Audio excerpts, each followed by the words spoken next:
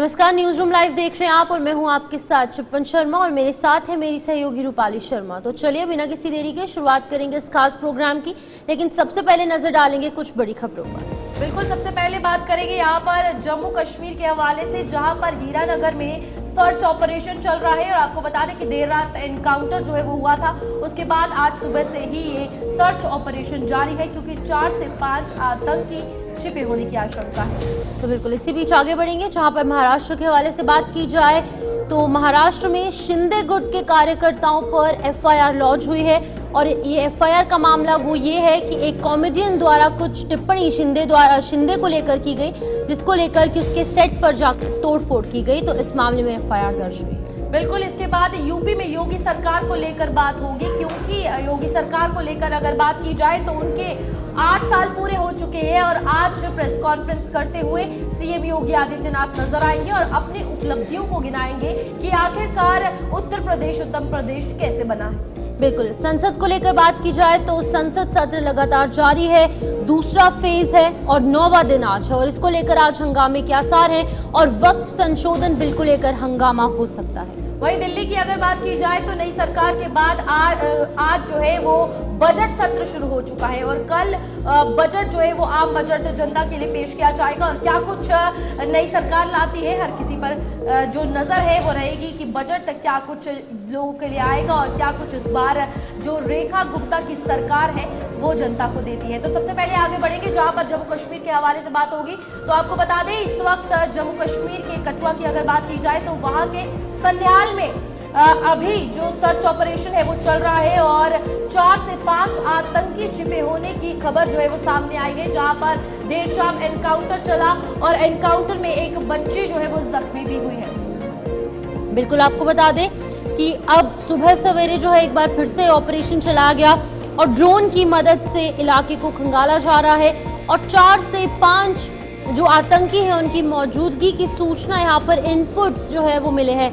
कल देर शाम का ये वाकया है जब एनकाउंटर शुरू हो जाता है, फायरिंग दोनों ओर से होती है और एक छोटी बच्ची को भी यहाँ पर गोली लग जाती है जिसकी वजह से वो घायल हो जाती है। हालांकि उसकी स्थिति जो है वो सामान्य बताई जा रही है। कल रात को ही उसे चिकित्सा सुविधा दी गई थी, लेकिन अगर अभी की बात करेंगे तो आतंकियों की सूचना जो है वो यहाँ पर मिली है कि वो वहाँ पर मौजूद है और ये फॉरेस्ट एरिया है या फिर रेजिडेंशियल एरिया है। इस हवाले से भी आपको तमाम डिटेल्स को लेकर अपडेट करेंगे और अब नेता जो है अलग अलग राजनीतिक दलों के, उनकी भी प्रतिक्रियाएं लगातार सामने आ रही है, लेकिन ये आपको एक्सक्लूसिव विजुअल्स चैनल के माध्यम से दिखा रहे हैं जहां पर पूरे इलाके को खंगाला जा रहा है, पूरे एरिया को कॉर्डन ऑफ किया गया है और सर्च ऑपरेशन पूरे सान्याल हीरानगर में जारी है।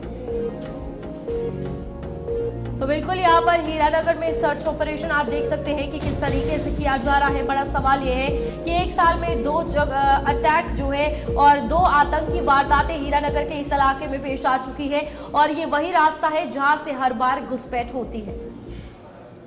हीरानगर जो हमारा एरिया है वहाँ आज कल सुनने में आया कि वहाँ कुछ सस्पेक्टेड मूवमेंट देखी गई और तब से ये हमारे इनकाउंटर वहाँ चल रहा है और अभी तक कोई उसमें प्रोग्रेस नहीं हुई है। लेकिन ये है कि हमारी जो सिक्योरिटी फोर्सेज हैं, चाहे पुलिस है या पैरामिलिट्री फोर्सेज हैं, वो सारी कॉम्पिटेंट है और सक्षम है कि इसका मुंह तोड़ जवाब देंगे और जो प्रॉक्सी बार हमारे नेबरिंग कंट्री ने शुरू की है उसका आगे भी हमने जवाब दिया और इस बार भी हम जवाब देंगे। देखिए, जो बच्ची घायल हुई है उसका प्रॉपर ट्रीटमेंट किया जाएगा, उसको बेस्ट पॉसिबल जो मेडिकेयर दी जाएगी और इंश्योर किया जाएगा कि इनकाउंटर से वो बच के ना निकल पाएँ। देखिए, ऐसा है जी, मैंने पहले बताया जी, कठुआ का हीरानगर असेंबली कंस्टिट्यूएंसी है, वहाँ पड़ता है और हमारा काफ़ी जो बॉर्डर एरिया है वो और वहाँ काफ़ी ख़तरनाक वो टेरेन है और उस ट्रेन में अक्सर देखा गया कि वो इन्फिल्ट्रेशन की कोशिश करते हैं और हमेशा हमारी सिक्योरिटी फोर्सेज ने उनकी कोशिश को नाकाम किया है और इस बार भी वैसा ही होगा। हम तो जूझ रहे हैं इन हादसात से रोज़। पहले वैली में बहुत ज़्यादा होता था, अब जम्मू में हो रहा है। इसके खिलाफ अप्रोच रहा है सिक्योरिटी एजेंसीज़ का, कुर्बानियाँ भी दी हैं, लेकिन मेरा मशवरा रहेगा कि टेररिज्म को डील करते हुए अब यूटी गवर्नमेंट को भी एतमाद में लिया जाना चाहिए। There should be a cooperative effort. People have suffered a lot and people are suffering। ऐसा बर्दाश्त नहीं किया जाना है, लेकिन एक एहतियात की भी ज़रूरत है। There should be no civilian casualties no collateral damage while dealing with the terrorism, and we wish that all goes well. ये चीज़ अब this has to end. This has to end for the interest of the security of the state and for the interest of people of Jammu and Kashmir and whole subcontinent as well. Sir कल महबूबा social gatherings होती हैं on such occasions, अच्छा है एक दूसरे के साथ mail मिलाप, लेकिन आपने पास्ट में भी देखा इससे दूरियां थोड़ी कम होती हैं। पहले एक कंट्री था, आज दूसरा भी जो है वो इनडायरेक्टली पूरी सपोर्ट जो है, चाहे वो लॉजिस्टिक सपोर्ट हो, जहाँ वेपनरी हो, वो मुझे लगता है कहीं ना कहीं चाइना का उसमें बहुत बड़ा हाथ है। तो हमारी डिफेंस फोर्सेस हों, पैरामिलिट्री फोर्सेस हों, चाहे हमारी जम्मू कश्मीर की पुलिस हो, वो इसमें पूरे सक्षम हैं।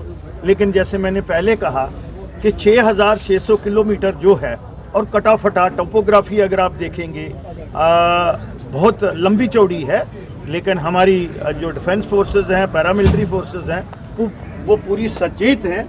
जिस तरह से एक बहुत नीचे ग्राफ गया है टेररिज्म का वैली से, और अब उन्होंने वो स्ट्रेटजी चेंज की है, और मुझे लगता है कि ये भी जैसे हमारी फोर्सेस ने फ्लैश आउट प्रोग्राम जो है, कठुआ के लोगों ने एक मिसाल पेश की है। सुरक्षा बलों के लिए लोगों ने खाना बनाया है और उन्हें फीड किया है। बता दें सर्च ऑपरेशन में जो जवान लगातार जुटे हुए हैं, एक अच्छे जेस्चर को दिखाते हुए, एक मिसाल पेश करते हुए इन तमाम सिक्योरिटी फोर्सेस और जो जवान वहां पर दिन रात काम कर रहे हैं लोगों की सुरक्षा के लिए, उनके लिए खाना बनाया गया है और उनको जो है वो खाने का, भोजन का वितरण किया गया है। तो बिल्कुल यहाँ पर आपको बता दें कि कल देर शाम से ही ये सर्च ऑपरेशन और फायरिंग जो है वो देखने को मिली थी, जिसके चलते वहां पर लगातार देर रात भी सुरक्षा बल मौजूद थे और सुबह सवेरे जैसे ही रोशनी हुई फिर से सर्च ऑपरेशन शुरू कर दिया। इसी में जवानों की निगरानी के चलते वो पूरी देर रात वहां थे, सुबह सवेरे वहां थे। अब स्थानीय लोगों ने उनके लिए खाना जो है बनाया है और एक मिसाल जो है वो पेश की है कि जिस तरीके से सेना के जवान, सुरक्षा बल 24 घंटे चौकन्ना होकर निगरानी पर है, हमारी सुरक्षा के लिए अभी सर्च ऑपरेशन चला रहे हैं, वो भावनाओं को कहीं ना कहीं स्थानीय लोगों ने समझा है। तस्वीरें आपके सामने है जो सुबह सवेरे उन्हें खाना परोसा गया है ताकि अपनी ड्यूटी को निभाते निभाते जो स्थानीय लोगों की जिम्मेदारी है वो भी आज निभाते हुए नजर आए। और तस्वीरों में साफ तौर पर देखा जा सकता है कि सभी सेना के जवानों के लिए खाना जो है वो परोसा गया, उन्हें खाना खाने के लिए दिया गया। और कठुआ हीरानगर की अगर बात की जाए तो लोगों ने ये मिसाल पेश की है, मिसाल कायम की है कि अगर सेना के जवान, चाहे वो सीमावर्ती एरिया हो या फिर सर्च ऑपरेशन के दौरान बड़ी मुठभेड़ें हो, अगर उनमें 24 घंटे सतर्क रहते हैं तो उनके खाने पीने का इंतजाम कहीं ना कहीं स्थानीय लोगों ने भावनाओं को समझते हुए किया। तो चलिए तस्वीरें हमने आपको कठुआ के हीरानगर से दिखाई जहां पर लोगों ने मिसाल पेश की है। लेकिन अभी फिलहाल अगर हम सुरक्षा के हवाले से बात करेंगे तो वहां पर लगातार सर्च ऑपरेशन जो है वो जारी है, क्योंकि 4 से 5 आतंकी अभी फिलहाल वहां पर छुपे हैं। तो चलिए अब आगे बढ़ जाएंगे, उत्तराखंड के देहरादून ले चलेंगे जहां पर सीएम पुष्कर सिंह धामी द्वारा एक कार्यक्रम में प्रतिभाग किया गया है। सुनिए इस दौरान वो क्या कुछ कह रहे हैं। कोई जानता है छो क्या होता है?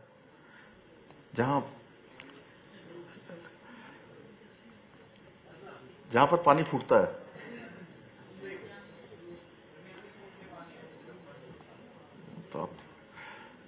तो वो सब जो है धीरे धीरे, अब आप देखिए तो धीरे धीरे वो सब बंद सा हो गया। मैं न्यूनता नहीं कह रहा हूं, बंद सा हो गया। आप किसी रास्ते पे निकलिए, यहां से आप ऋषिकेश से ऊपर नरेंद्र नगर होते हुए आप चंबा से टेहरी पहुंचिए, या आप उत्तरकाशी की तरफ पहुंचिए, या आप यहां से पौड़ी की तरफ को जाइए, आगे जाइए, 4 धाम यात्रा पर चले जाइए, पिथौरागढ़ से इधर चंपावत होते हुए नीचे आ जाइए, आगे चले जाइए, जगह जगह पर ये सूख गए। मेरे मन में बड़ा प्रश्न आता है, नेगी जी मैं तो चाहता हूं कि आप लोग जो है ये पलायन के साथ साथ इस पर भी, जल संचय पर, जल संरक्षण पर, स्रोतों के संवर्धन पर, इनके से रिचार्ज पर, उस पर हम सबको काम करना है। मैं आज, चूंकि ये क्रीम हमारे बीच में पूरे राज्य की है, मैं आप सबके माध्यम से सबको कहना चाहता हूं कि ये बहुत महत्वपूर्ण विषय हमारे सामने है, क्योंकि जहां जल होगा वहां समृद्धि होगी।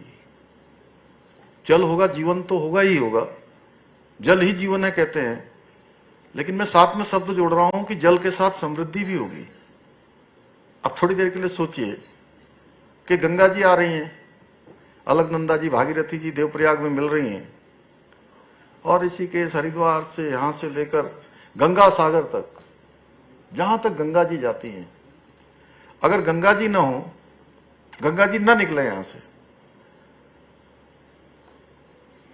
तो इन शहरों की महत्ता कितनी होगी,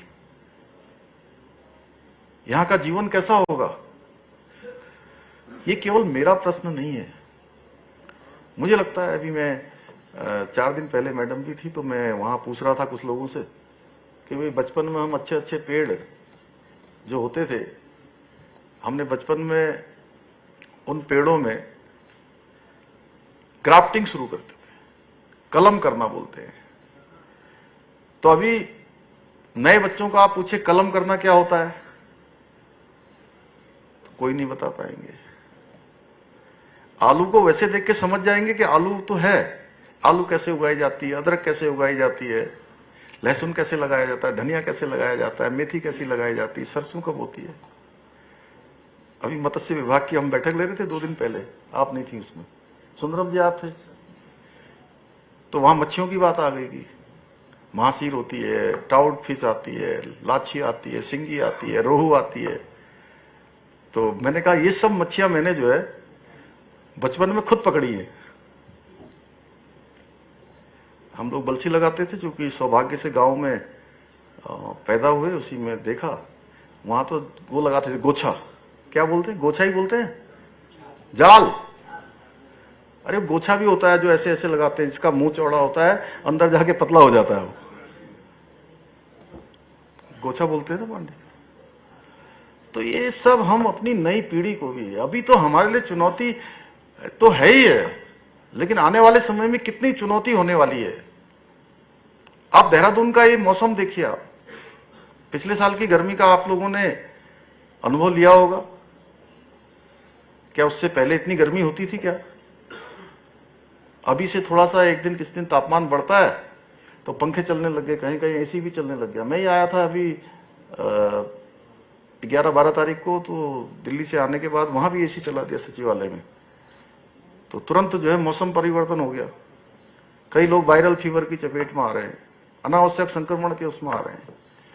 तो हमारे एसटीजी जो अवार्ड लेने वाले हैं, एसटीजी के क्षेत्र में काम करने वाले हैं, उनके लिए बहुत सारी चुनौतियां हैं। चुनौतियां एक ये है कि आप इस क्षेत्र में काम कर रहे हैं, तो अपने आप में चुनौती है, क्योंकि अभी मीनाक्षी सुंदरम जी ने कहा, ये मेरे पास आए कि हमको जो है इस बार एसटीजी इंडेक्स में पूरे देश में पहला स्थान प्राप्त हुआ है।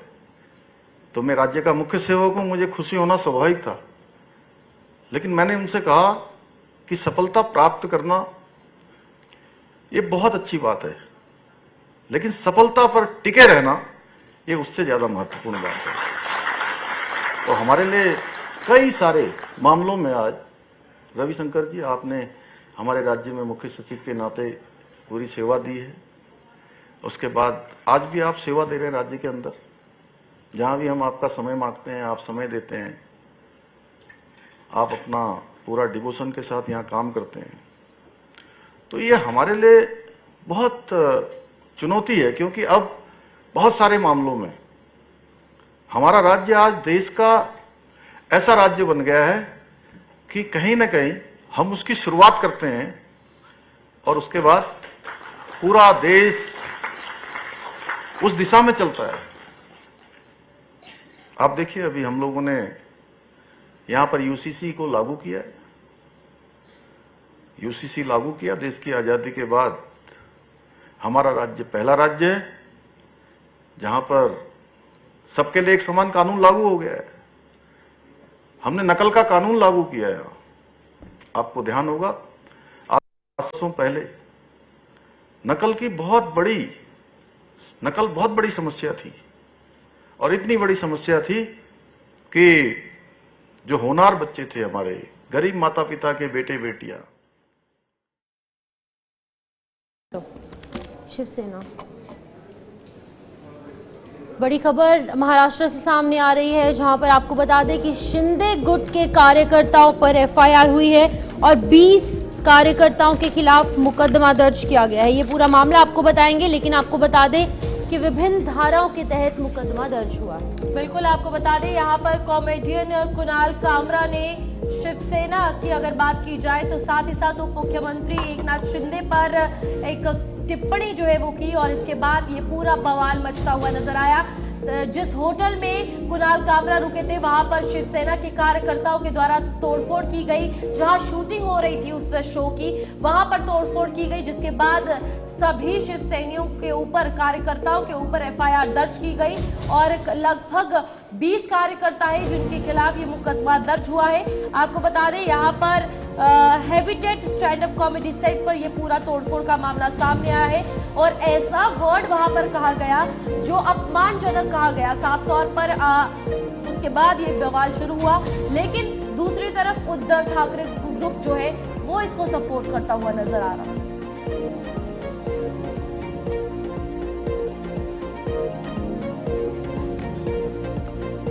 तो आपको बता दें कि ये तस्वीरें महाराष्ट्र की हैं, जहां पर कि विभिन्न धाराओं के तहत शिंदे गुट के कार्यकर्ताओं पर एफआईआर हुई है। महाराष्ट्र के सबसे लोकप्रिय मुख्यमंत्री और उप मुख्यमंत्री को आप गद्दार बोलते हैं और फिर कहते हैं कि ये कॉमेडी है। ये कॉमेडी नहीं है, ये वल्गैरिटी है। और कौन है ये कुणाल कामरा, जिनको रेंट किया है, एक पपेट के जैसे इस्तेमाल किया है उबाटा ने, और वहां अपने करतूत को डाइवर्जनरी टैक्टिक्स का इस्तेमाल करने के लिए, चीप पब्लिसिटी के लिए आप इस हद तक जा सकते हैं। शायद आपको पता नहीं कि एकनाथ शिंदे जी एक ऑटो रिक्शा ड्राइवर थे जो मुख्यमंत्री बने। ये एस्पिरेशनल है, ये कोई कॉमेडी नहीं। और अब जो आपकी हाल बनने जा रही है वो एक ट्रेजेडी है।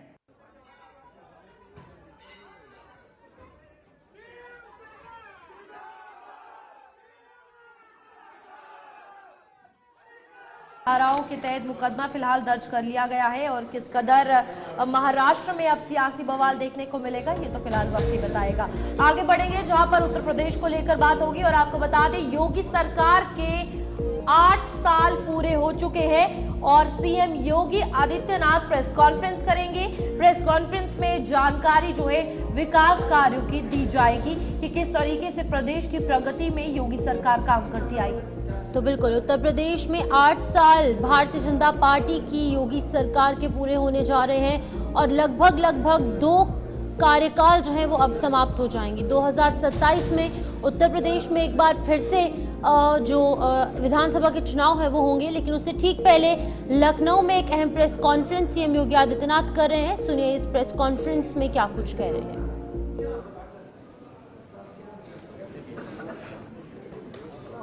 और उनके विजनरी नेतृत्व में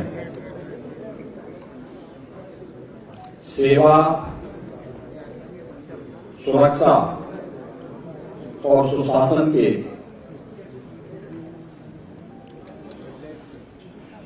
उत्तर प्रदेश की डबल इंजन सरकार के आज 8 वर्ष पूरे होने जा रहे हैं। इस अवसर पर भारतीय जनता पार्टी एनडीए के अपने सभी सहयोगियों की ओर से मैं आप सबका इस विशेष संवाद में हृदय से स्वागत करता हूं और प्रदेशवासियों को 8 वर्ष की इस शानदार यात्रा के लिए, जिसमें उत्तर प्रदेश की 25 करोड़ जनता जनार्दन का व्यापक समर्थन और आशीर्वाद प्राप्त हुआ है, इसके लिए उन्हें मैं हृदय से बधाई भी देता हूं। अभी यहां पर मंच पर उपस्थित मंत्रिमंडल के मेरे वरिष्ठ सहयोगियों और एनडीए के वरिष्ठ नेताओं ने 8 वर्ष की उपलब्धियों को लेकर के उत्तर प्रदेश की इस यात्रा को डबल इंजन सरकार ने कैसे आगे बढ़ाया है, इससे संबंधित एक रिपोर्ट कार्ड आपके सामने प्रस्तुत किया है और एक लघु वीडियो फिल्म के माध्यम से भी उसे प्रस्तुत करने का प्रयास किया गया है।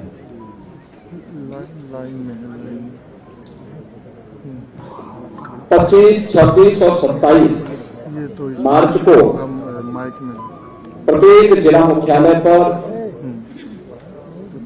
डबल इंजन की सरकार की, केंद्र की सरकार और राज्य की सरकार के द्वारा समग्र विकास के जिन क्षेत्रों में कार्य किया गया है, वो अन्नदाता किसान के उत्थान के लिए हो, युवाओं के रोजगार के लिए हो, मातृशक्ति के स्वावलंबन के लिए हो, हस्तशिल्पी और कारीगरों के उत्थान के लिए हो, बेरोजगारों को रोजगार देने का, इंफ्रास्ट्रक्चर डेवलपमेंट का, परंपरागत उद्यमिता को नए स्किल के साथ आगे बढ़ाने का, इन सभी अलग अलग सेक्टर में क्या क्या कार्य हुए हैं, इन 3 दिवसीय विकास उत्सव के माध्यम से जनपद के अंदर उस सभी सेक्टर से जुड़े हुए जो लाभार्थी हैं, जो युवा हैं, जो मातृशक्ति है, जो उद्यमी है, इन सभी के सम्मान से संबंधित और विकास की योजनाओं के प्रति जनता जनार्दन की प्रति कृतज्ञता ज्ञापित करने के लिए ये 3 दिवसीय कार्यक्रम कल से प्रत्येक जनपद मुख्यालय में प्रारंभ होने जा रहे हैं। और इसीलिए मैंने आज आवश्यक समझा कि अपने सहयोगियों के साथ हम इस संवाद के माध्यम से आपके सामने इन 8 वर्षों की इस यात्रा के बारे में बताएं। आप में से ज्यादातर लोग जानते हैं 8 वर्ष पहले उत्तर प्रदेश की स्थिति क्या थी, उत्तर प्रदेश की पहचान क्या थी, उत्तर प्रदेश की अर्थव्यवस्था और उत्तर प्रदेश का इंफ्रास्ट्रक्चर क्या था, ये किसी से छुपा हुआ नहीं है। ये वही उत्तर प्रदेश है जिसके सामने पहचान का संकट था। ये वही उत्तर प्रदेश है जहां पर किसान आत्महत्या करता था, युवा पहचान के लिए मुहताज था, बेटी और व्यापारी असुरक्षित थी। ये वही उत्तर प्रदेश है जिसने दंगों के माध्यम से बिगड़ती हुई अपनी अर्थव्यवस्था को देखा है, झेला है। अराजकता के तांडव को किस हद तक अव्यवस्थित क्या कर दिया गया था, इन सभी बातों को उत्तर प्रदेश ने देखा है, झेला है। लेकिन प्रदेश वही, तंत्र वही, केवल सरकार बदलने से कैसे व्यापक परिवर्तन लाया जा सकता है, यह इन 8 वर्षों में उत्तर प्रदेश की जनता जनार्दन ने महसूस किया होगा, हर तबके के लोगों ने महसूस किया होगा। इन 8 वर्षों में जनता जनार्दन के लिए भारतीय जनता पार्टी और एनडीए की ओर से जो कार्यक्रम तय किए गए, उनका प्रभावी क्रियान्वयन किस रूप में हुआ है, या आज इसी से आप देख सकते हैं कि जो उत्तर प्रदेश 8 वर्ष पहले बीमारू राज्य माना जाता था, देश के विकास का बैरियर माना जाता था, जिस उत्तर प्रदेश को 8 वर्ष पहले केवल एक श्रम शक्ति के रूप में लोग जानते थे, आज वही उत्तर प्रदेश 8 वर्ष बाद देश की अर्थव्यवस्था ग्रोथ इंजन बनकर के उभरा है। आज वही उत्तर प्रदेश 8 वर्ष की इस यात्रा के दौरान देश के अंदर अर्थ पुंज बनकर के उभरा है, अर्थ शक्ति के रूप में उभरा है।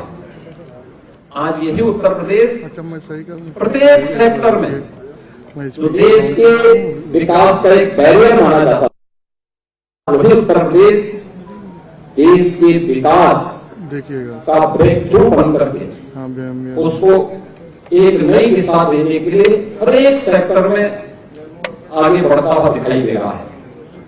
खासतौर पर अगर मैं एग्रीकल्चर सेक्टर की ही बात करूं, 2017 के पहले उत्तर प्रदेश के अंदर ये क्षेत्र पूरी तरह उपेक्षित था।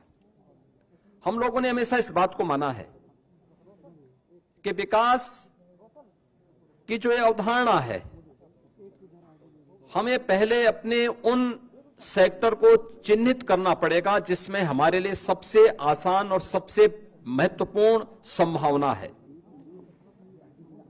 उत्तर प्रदेश प्राचीन काल से ही इस दिशा में 2 सेक्टर में बहुत आगे बढ़कर के काम करने वाला राज्य रहा है।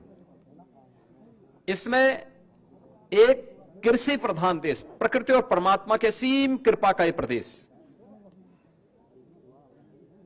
अत्यंत उर्वरा भूमि, पर्याप्त मात्रा में जल संसाधन, हमारे पास एक बड़ी आबादी यहां निवास करती है। इन सबको उचित और व्यवस्थित नियोजित करके हम देश के लिए खाद्यान्न उत्पादन का एक बास्केट बनकर के उभर सकते थे। तकनीक का उपयोग करके किसानों की आमदनी को कई गुना आगे बढ़ा सकते थे। लेकिन 17 के पहले उत्तर प्रदेश का किसान आत्महत्या कर रहा था। 17 के पहले उत्तर प्रदेश के अंदर कृषि सेक्टर में एक वीरानी छाई हुई थी। लेकिन इन 2017 के बाद ये डबल इंजन की सरकार ने जो व्यापक परिवर्तन किए हैं वह हम सबके सामने है। आपने देखा होगा जो कृषि की दर थी उत्तर प्रदेश में, वह 2016-17 तक केवल 5% के आसपास थी। आज बढ़कर के 13.5% से अधिक हुई है। और उत्तर प्रदेश की जीडीपी में इसके कारण 28% की बढ़ोतरी आज देखने को मिल रही है। और इसकी शुरुआत हमारी कैबिनेट ने, पहले ही कैबिनेट ने की थी। प्रदेश के अंदर 36,000 करोड़ रुपए की लागत से लघु और सीमांत किसानों की कर्ज माफी के कार्यक्रम को लेकर के आज उसी का परिणाम है कि जिस प्रदेश में 16-17 तक कुल यहां पे 557 लाख मीट्रिक टन खाद्यान्न का उत्पादन होता था, आज उसी प्रदेश में हम लोग गत वर्ष ही 668 लाख मीट्रिक टन से अधिक खाद्यान्न का उत्पादन किए हैं। यानी ये 20% खाद्यान्न के उत्पादन में बढ़ोतरी एक वर्ष में ही उत्तर प्रदेश के अंदर देखने को मिली है। प्रधानमंत्री ऋण मोचन की योजना से लेकर के प्रधानमंत्री किसान सम्मान निधि की योजना तक हर एक क्षेत्र में आज किसान को डीबीटी के माध्यम से धनराशि जाती। देश में आज के दिन पर प्रधानमंत्री किसान सम्मान निधि में 2,61,000 से अधिक किसानों को 80,000 करोड़ रुपए से अधिक की धनराशि डीबीटी के माध्यम से उनके खातों में गई है। प्रदेश के अंदर सिंचाई की क्षमता में व्यापक बढ़ोतरी हुई है। ये वही प्रदेश है वर्षों से जहां पर सिंचाई की परियोजनाएं लंबित पड़ी हुई थी। अर्जुन सहायक हो, बाणसागर हो, सरयू नहर राष्ट्रीय परियोजना हो, 40 वर्षों से योजनाएं लंबित पड़ी हुई थी। इस दौरान इन 8 वर्ष के अंदर प्रदेश सरकार ने, डबल इंजन की सरकार ने प्रधानमंत्री कृषि सिंचाई योजना का सहयोग लेकर के इन सभी परियोजनाओं को पूर्ण किया। लगभग 23 लाख हेक्टेयर के अतिरिक्त सिंचाई की सुविधा उत्तर प्रदेश के अन्नदाता किसानों को दी। प्रदेश के अंदर कृषि विज्ञान केंद्र स्थापित कराए, प्रदेश के अंदर कृषि विश्वविद्यालयों का उन्नयन किया।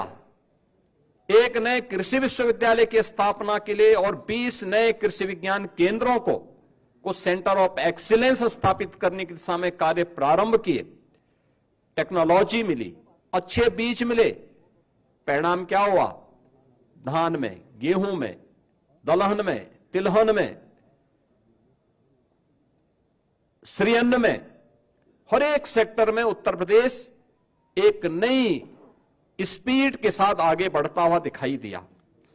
इसकी झलक मैं इसी बात से आपको देता हूं कि उत्तर प्रदेश में 2017 के पहले जो चीनी उद्योग लगभग बंदी के कगार पर था, अनुमान करिए व्यापक आंदोलन चलते थे, किसान अपने खेतों में आग लगाता था। वर्षों तक, जब 2017 में हम लोग आए थे तो 2008-9 से लेकर के 2017 तक गन्ना मूल्य का हजारों करोड़ रुपया बकाया था चीनी मिलों पर। सरकारें चीनी मिलों को औने पौने दाम पे बिक रही थी। आज भी माननीय उच्चतम न्यायालय में मामला चल रहा है, लेकिन हमारी सरकार आई, हमने एक भी चीनी मिल को बंद नहीं किया। बंद चीनी मिलों को रिवाइव किया। उत्तर प्रदेश के अंदर इस दौरान हम लोगों ने 3 नई चीनी मिलों की स्थापना की, 6 चीनी मिलों की पुनर्संचालन की कार्रवाई की, 38 चीनी मिलों का विस्तार किया और वर्तमान में 122 चीनी मिलें प्रदेश के अंदर क्रियाशील हैं। 2017 से अब तक गन्ना किसानों को 2,80,000 करोड़ रुपए से अधिक का गन्ना मूल्य का भुगतान हुआ और यह पिछली सरकारों के 22 वर्ष के कार्यकाल की तुलना अगर इसे किया जाए, उन्होंने 22 वर्ष में जितना किया उतना हमारी डबल इंजन की सरकार ने मात्र 8 वर्ष में किया। उससे भी 60,000 करोड़ रुपए से अधिक की धनराशि गन्ना किसानों के खाते में उपलब्ध करवाने का काम किया। इथेनॉल के नए प्लांट लगाए। 2017 तक केवल 42 करोड़ लीटर इथेनॉल का उत्पादन उत्तर प्रदेश में होता था।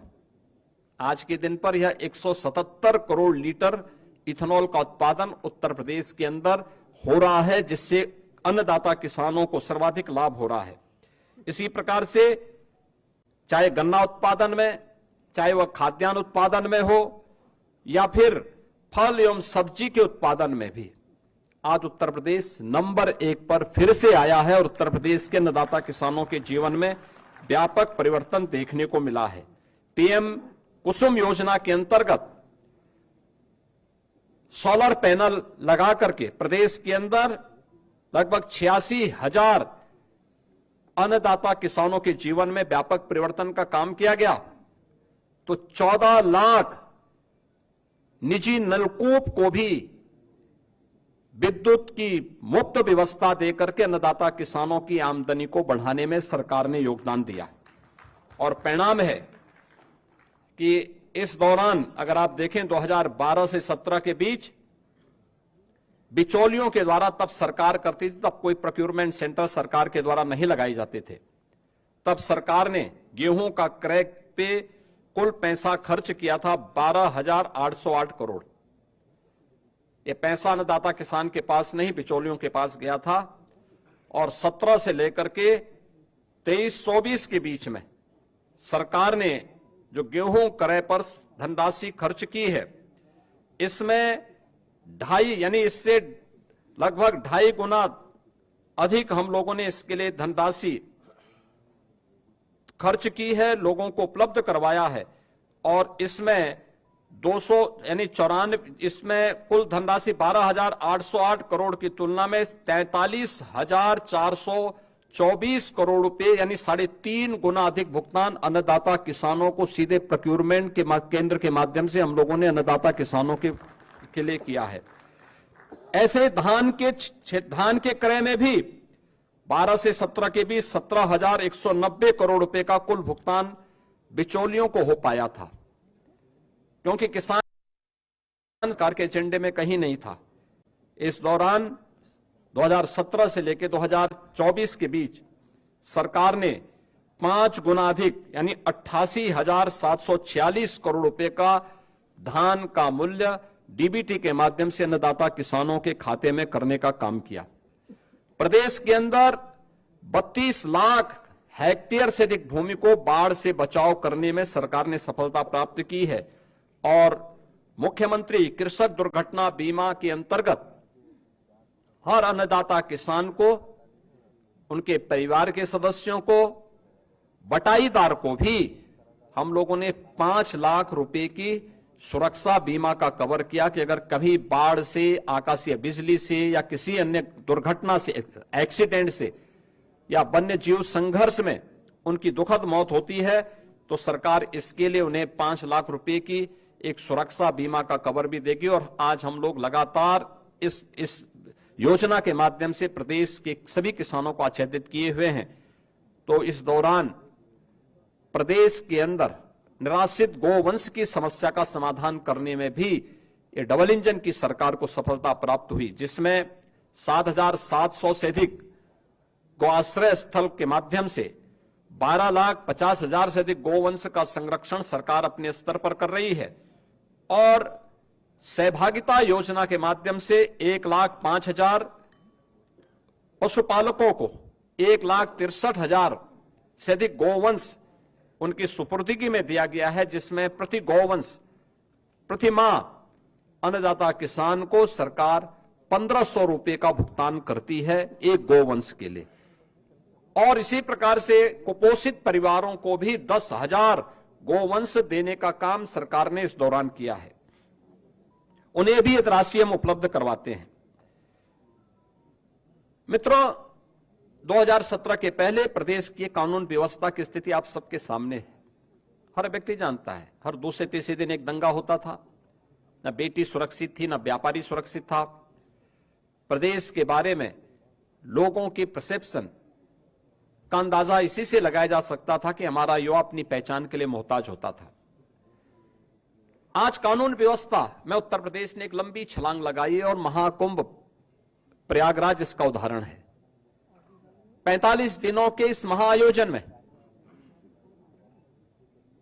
कोई छेड़छाड़ की घटना नहीं, कोई लूटपाट की घटना नहीं, कोई अपहरण की घटना नहीं, कोई भी ऐसी घटना नहीं जिससे आने वाले श्रद्धालुओं को किसी भी प्रकार का कोई असंतोष का भाव पैदा करने का अवसर प्राप्त हुआ हो। प्रदेश वही है, लेकिन इसके लिए जो ये व्यापक परिवर्तन हुआ है, इस व्यापक परिवर्तन का कारण है कि इन 8 वर्षों में सरकार ने व्यवस्थित तरीके से उत्तर प्रदेश पुलिस के बल को एक सिस्टम के साथ जोड़ा है। आप अनुमान करिए, अब तक उत्तर प्रदेश पुलिस बल में पिछले 8 वर्ष में, जब 2017 में हम लोग आए थे, 1.5 लाख पुलिस कार्मिकों के पद खाली थे। सरकार की नियत पर जनता जनार्दन को भी और माननीय न्यायालय को भी संदेह था, क्योंकि भर्ती की प्रक्रिया पारदर्शी नहीं हो सकती थी, नहीं करते थे। लेकिन पहली बार हुआ जब पारदर्शी भर्ती की प्रक्रिया के माध्यम से सरकार ने 1,56,000 से अधिक पुलिस कार्मिकों की भर्ती, जो आज सेवा दे रहे हैं, उन्हें उत्तर प्रदेश पुलिस बल का हिस्सा बनाया है। और अभी हाल ही में 60,200 से अधिक पुलिस कार्मिकों की नई भर्ती भी संपन्न की है, जिन्हें कुछ ही दिनों के अंदर ट्रेनिंग की प्रक्रिया के साथ जुड़ने का अवसर प्राप्त होगा। यानी आप अनुमान कर सकते हैं कि 2,16,000 से अधिक केवल पुलिस कार्मिक अकेले उत्तर प्रदेश पुलिस बल में भर्ती हुए हैं। और ये भर्ती की प्रक्रिया के साथ साथ उत्तर प्रदेश में जब 17 में हम लोग आए थे, 10 जनपद ऐसे थे जहां कोई पुलिस लाइन नहीं थी। पुलिस के बैरक की स्थिति आप देख सकते थे, सब टूटे फूटे थे, कोई व्यवस्था उनके लिए नहीं थी। ट्रेनिंग मात्र 6,000 पुलिस कार्मिकों की ट्रेनिंग की क्षमता थी। आज उनके इंफ्रास्ट्रक्चर को बढ़ाया गया। सभी 10 जनपद जहां पे कोई पुलिस लाइन नहीं थी, या तो पुलिस लाइन का निर्माण पूरा किया गया, बल्कि पुलिस कुछ जगह निर्माण का कार्य पूरा किया या निर्माणाधीन है। हर जनपद में, हर थाने में पुलिस की अवस्थापना सुविधाओं के लिए बैरक गया। पुलिस की ट्रेनिंग क्षमता को कई गुना बढ़ाया गया। जिस प्रदेश में मात्र 6,000 पुलिस कार्मिकों की ट्रेनिंग हो सकती थी, पहली बार होगा और उत्तर प्रदेश देश का पहला राज्य होगा जो 60,244 पुलिस कार्मिकों की एक साथ ट्रेनिंग कराने जा रहा है। एक साथ ट्रेनिंग कराने जा रहा है और ये प्रदेश के अंदर ही ट्रेनिंग होने जा रही है। ऐसा भी नहीं कि हम कहीं दूसरे राज्यों में या कहीं अन्य जगह भेज रहे हों। ये अपने आप में उत्तर प्रदेश सरकार के द्वारा उठाए गए उन कदमों का परिणाम है जो पिछले कुछ समय के अंदर हम लोगों को देखने को मिला है। और परिणाम आपके सामने है। एनसीआरबी की जो रिपोर्ट है, कितना परिवर्तन आया है, यह आप सबके सामने है। पिछली सरकारों ने दंगाइयों के काल के रूप में जाने जाने वाली पीएसी की 54 कंपनियों को समाप्त कर दिया था। यानी उन्होंने एक व्यवस्था, एक साजिश की थी कि जब यहां पे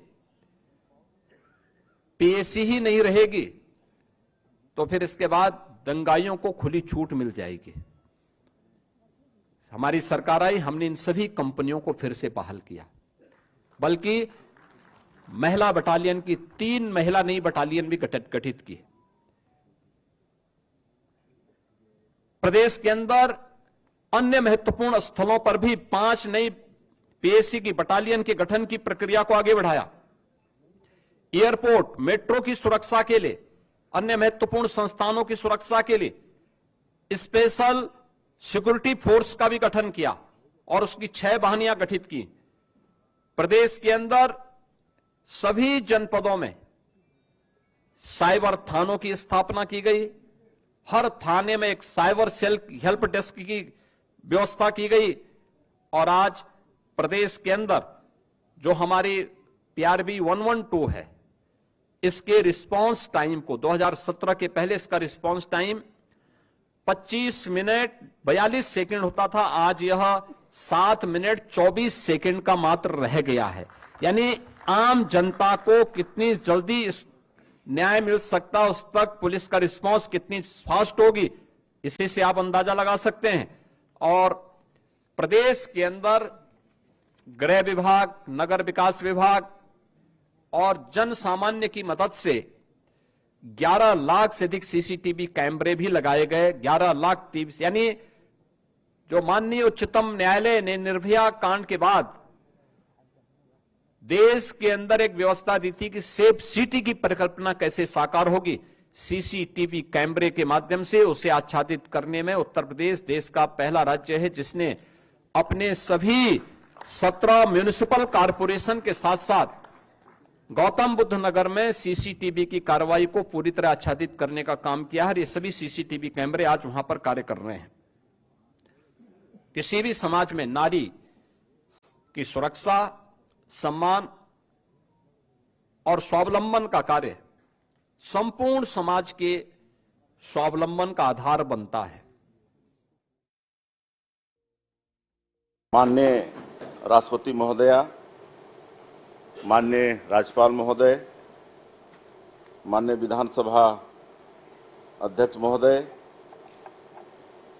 आदरणीय नेता प्रतिपक्ष जी, सभी हमारे मंत्रीगण, विधायकगण, सभी अधिकारीगण,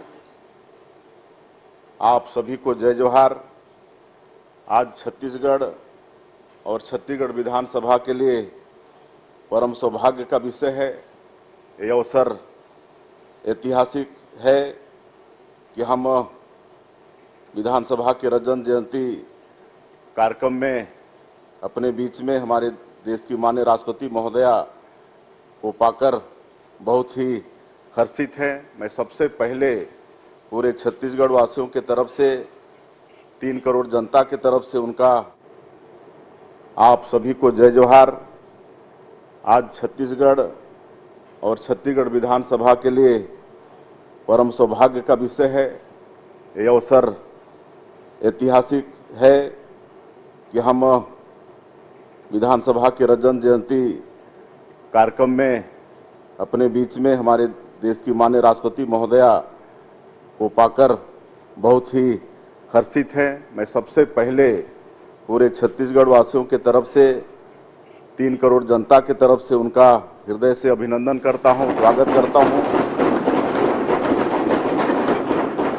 साथ ही हमारे आदरणीय राज्यपाल महोदय श्री रमन डेका जी, सम्मानीय विधानसभा अध्यक्ष आदरणीय डॉक्टर रमन सिंह जी, नेता प्रतिपक्ष आदरणीय डॉक्टर चरणदास महंत जी, विधानसभा के सभी सदस्यगण, आप सबका भी मैं इस अवसर पर हृदय से अभिनंदन करता हूं, स्वागत करता हूं।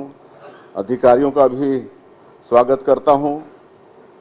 हम छत्तीसगढ़ राज्य और छत्तीसगढ़ का रजत जयंती वर्ष मना रहे हैं। सन 2000 में पूर्व प्रधानमंत्री भारत रत्न स्वर्गीय श्री अटल बिहारी वाजपेयी जी ने छत्तीसगढ़ राज्य का निर्माण किया था। संयोग से यह वर्ष उनका जन्म शताब्दी वर्ष भी है। इसे हम अटल निर्माण वर्ष के रूप में मना रहे हैं। हमारी विधानसभा की 25 वर्षों की यात्रा लोकतंत्र की सुदृढ़ परंपराओं का प्रमाण है। लोकतंत्र की जड़ें भारत में वैदिक काल से ही मजबूत रही हैं और हम सब सौभाग्यशाली हैं कि हमें प्रदेश की जनता की सेवा का अवसर मिला है। माननीय राष्ट्रपति महोदया, मैं आपको बताना चाहता हूं कि हमारी विधानसभा के सदस्यगण सत्र के लिए बड़ी मेहनत करते हैं, परिश्रम करते हैं। सदन में बहुत सार्थक चर्चा होती है और एक अच्छे वातावरण में सदन का काम बेहतर तरीके से आगे बढ़ रहा है। संसदीय परंपराओं को सहेजने एवं उनके संवर्धन में छत्तीसगढ़ विधानसभा ने बहुत अच्छा काम किया है। हाल ही में विधानसभा सदस्यों के लिए IIM रायपुर में पब्लिक लीडरशिप प्रोग्राम आयोजित किया गया था, जिसमें नेतृत्व और प्रशासन से जुड़े अहम विषयों पर काफ़ी कुछ सीखने को मिला है। आज हम लोग का सौभाग्य है कि आप जैसे लंबे समय से राजनीति के क्षेत्र में विभिन्न पदों पर रहकर देश की सेवा की हैं, आज हम लोगों के बीच में उपस्थित हैं। आदरणीय हमारे देश के प्रधानमंत्री नरेंद्र मोदी कहते हैं कि सीखने की प्रक्रिया निरंतर चलनी चाहिए, इसका कोई उम्र नहीं होता। और आज हम लोग शिष्य भाव से आपको सुनेंगे और आपके अनुभवों का हम लोग लाभ लेंगे, मार्गदर्शन लेंगे और हम सभी मिलकर विकसित भारत और विकसित छत्तीसगढ़ के निर्माण के लिए संकल्पबद्ध हैं। मैं फिर से एक बार आपका पूरे छत्तीसगढ़ की जनता की तरफ से बहुत बहुत स्वागत अभिनंदन करते हुए और आप अपने व्यस्तन समय में से समय निकालकर हम लोगों को आशीर्वचन देने पधारे, मैं बहुत बहुत आपका हम आभारी हैं। धन्यवाद। माननीय राज्यपाल महोदय से उद्बोधन हेतु अनुरोध करता हूँ। Madam Draupadi Murmu ji, Honorable President of India, Dr. Raman Singh ji, Honorable Speaker, Chhattisgarh Legislative Assembly, Sri Vishnudev Sai, Honorable Chief Minister of Chhattisgarh, Dr. Charandas Mahant, Honorable Leader of Opposition, Sri Arun Shai, Honorable Deputy Chief Minister of Chhattisgarh, Sri Vijay Sharma, Honorable Deputy Chief Minister of Chhattisgarh, and Chanmani Sadan. आज हम सब यहाँ Chhattisgarh assembly के रजत जयंती समारोह के अवसर पर उपस्थित हुए हैं। हम अपने राज्य के 25 वर्षों के यात्रा का उत्सव मना रहे हैं। यह हमारे लिए गर्व का और उत्साह का क्षण है।